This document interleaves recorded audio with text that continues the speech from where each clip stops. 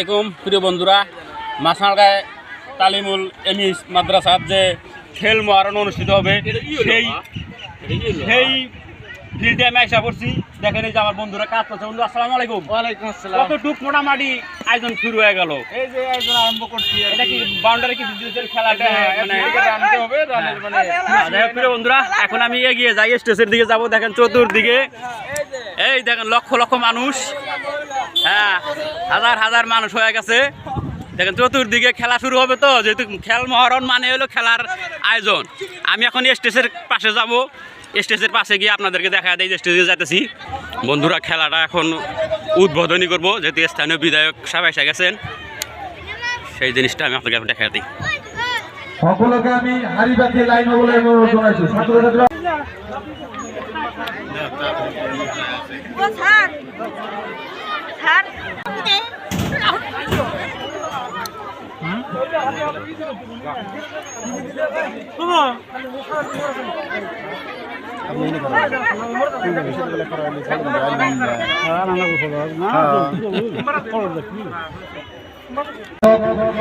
আজি আমার এই অসম সরকারের নির্দেশ মতে আয়োজিত মাছরাঙা গাঁও পঞ্চায়েত দ্বারা আয়োজিত খেল মহারণ উৎসবর অনুষ্ঠান উদ্বোধনী করার কারণে আমার স্থানীয় বিধায়ক মাননীয় শামসুল সাহেব আমার এখানে অনুরোধ জানাইছে।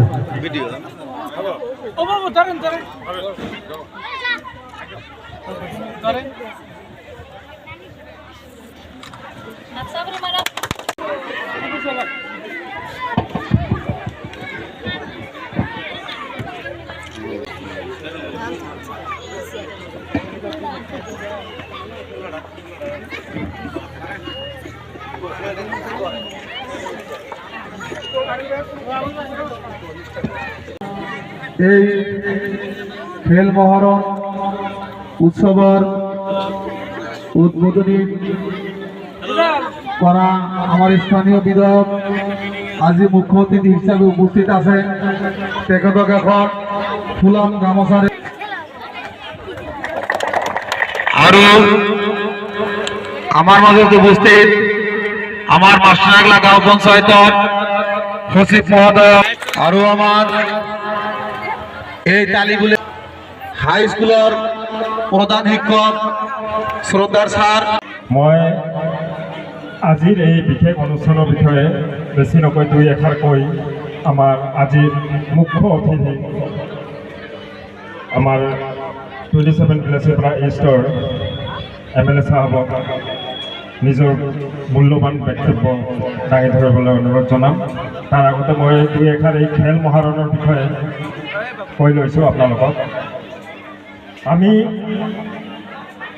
যোৱাবাৰৰ পৰা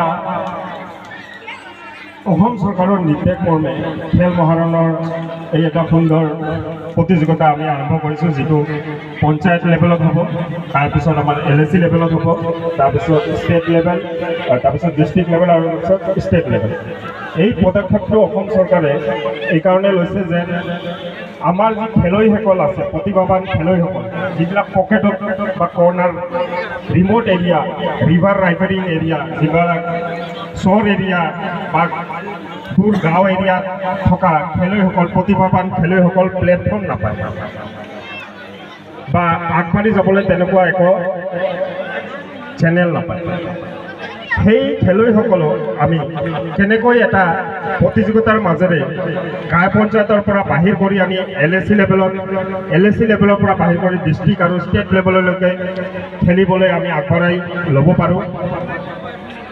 যেন সভাত উপস্থিত থাকা আমাৰ বিলাসীপাড়া খুব সমষ্টিৰ বিধায়ক মহোদয়, চাকৰি ক্ষেত্ৰত চাকৰি বাকৰিৰ ক্ষেত্ৰতো এই খেল ধেমালি যিসকল প্ৰাৰ্থীৰ প্ৰতিভা ভাল, সিহঁতে চাকৰি বাকৰি আগতে পায়।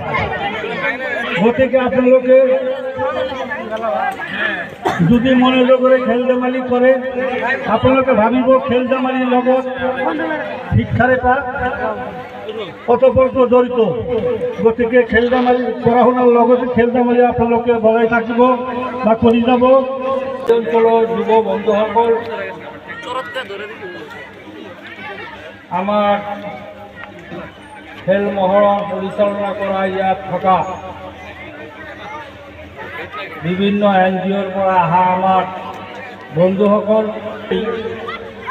যে আমি খেল খেলিব লাগে এনেকুৱা এটা কথা নহয়।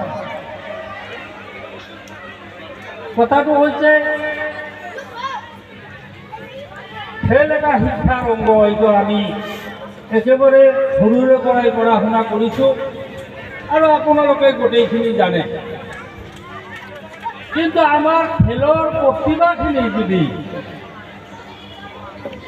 আমাৰ প্ৰতিটো ৱাৰ্ডৰ পৰা, গাঁও পঞ্চায়তৰ পৰা, জিলাৰ পৰা, ৰাজ্যৰ পৰা, আমাৰ ভাৰতবৰ্ষ বা বিশ্বমানজনিতভাৱে যদি আমাৰ এই খেলটো যদি আমি বিকাশ কৰিব নোৱাৰোঁ তেনেহ'লে আমাৰ প্ৰতিভাখিনি ইয়াতেই লুপ্ত পাব। গতিকে অসম চৰকাৰক ধন্যবাদ দিব লাগিব এই কাৰণেই যে তেওঁলোকে খেল মহৰণ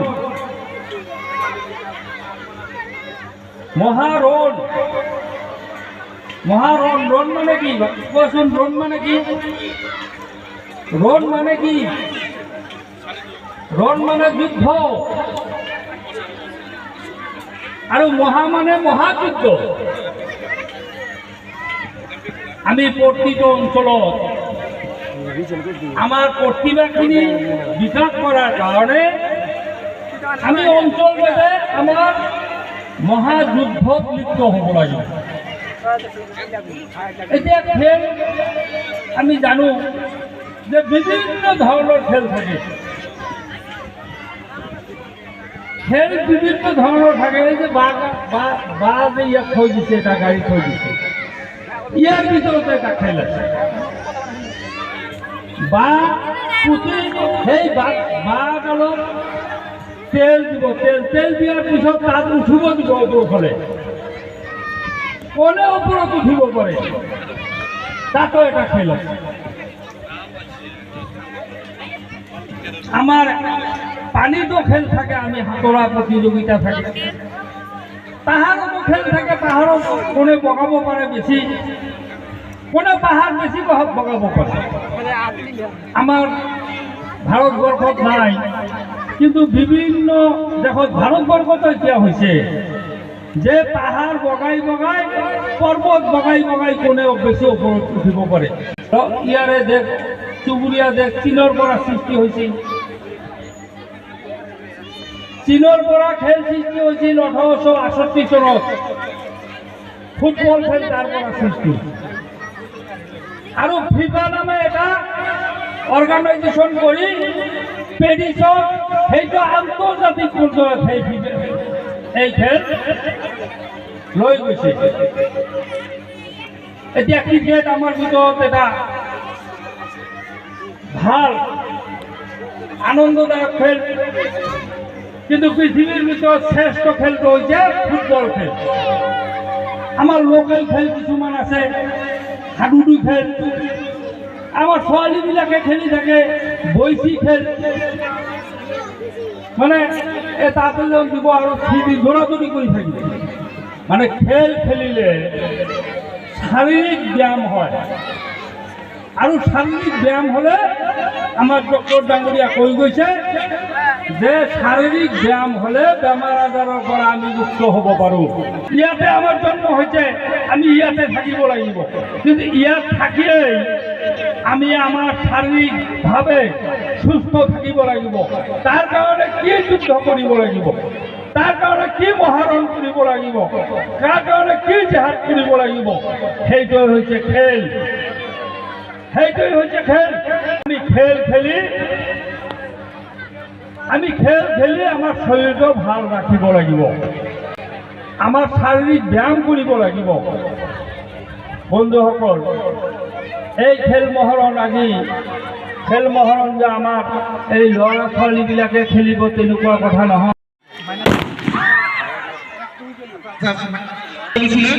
গতিকে তেওঁক আমি এই খেল পৰিচালনা কৰাৰ কাৰণে আমি দায়িত্ব দিছোঁ। আৰু ওপেনিং কি হয়েছে নাকি আরো আছে বাকি হয়েছে